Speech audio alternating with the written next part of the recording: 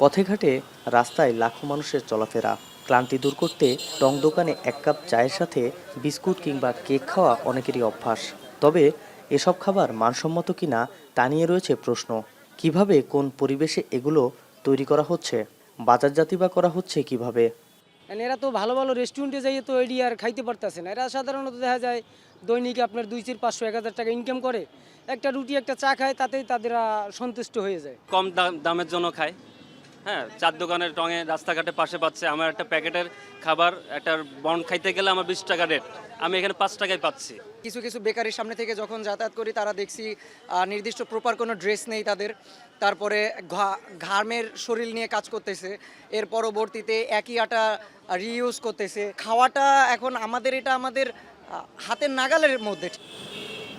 খুলনা শহর জুড়ে এরকম কয়েক হাজার টং চায়ের দোকান রয়েছে। এই চায়ের দোকানগুলো মূলত বেকারি পণ্যের উপরেই নির্ভরশীল।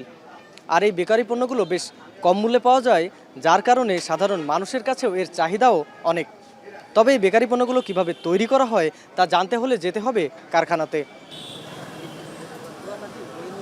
খুলনার কয়লাঘাট কাগজিবাড়ি এলাকা। এখানে অন্তত 12টি কারখানায় প্রতিদিন তৈরি করা হচ্ছে নানা ধরনের বিস্কুট, কেক, রুটি আর ক্রিম রোল। শহীদুল বেকারি এরকমই একটি কারখানা। কারখানায় ঢুকেই চোখে পড়ে নোংরা পরিবেশ, মেঝেতে ছড়ানো ময়লা আর পুরনো পোড়া তেল। এমন অবস্থার কথা জানতে চাইলে কর্মীদের আসে নানা অজুহাত। তেলটা আমরা এই ড্রামে দিয়ে আমি ফুড়াবো, টাইম নিয়ে ফুড়াবো, ফুটানোর পর তেলটা দেখবেন ফ্রেশ হয়ে গেছে। এরপর আমরা এই সেকনিটা দিয়ে তেলটা পরিষ্কার করে এইটার ভিতরে ঢালা। আপনি যার মধ্যে রাখছেন সেই জিনিসটাই তো দেখছি আমরা ময়লা। ময়লা ঠিক আছে, এটা ময়লাটা সময় আগুনে ফোড়ে, আগুনে ফোটানোর পর এই ময়লাটা থাকে।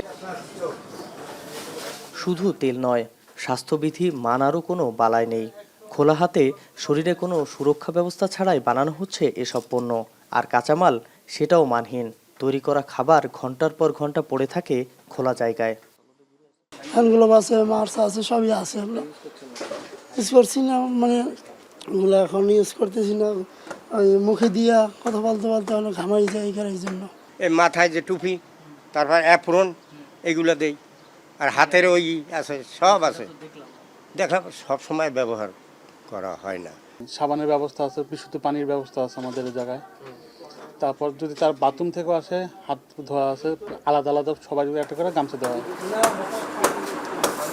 আইন অনুযায়ী একটি বেকারি কারখানা চালাতে বিএসটিআই অনুমোদন, স্যানিটারি লাইসেন্স, ট্রেড লাইসেন্স সহ নানা ছাড়পত্র প্রয়োজন। যদিও খুলনার বেশিরভাগ কারখানাই এসব ছাড়াই চালু রয়েছে। 2024 সালে খুলনায় 87টি প্রতিষ্ঠান বিএসটিআই স্বীকৃতির জন্য আবেদন করলেও অনুমোদন পেয়েছে 73টি। তবে অনুমোদনের বাইরে বেকারি কারখানা রয়েছে শতাধিক। করে কারখানার স্বাস্থ্যগত পরিবেশগত অবস্থা দেখে এবং প্রোডাকশন রিলেটেড যে মেশিনারিজ আছে কি না এগুলি যাচাই বাছাই করে বেকারি রিলেটেড পণ্যের লাইসেন্স দিয়ে থাকি।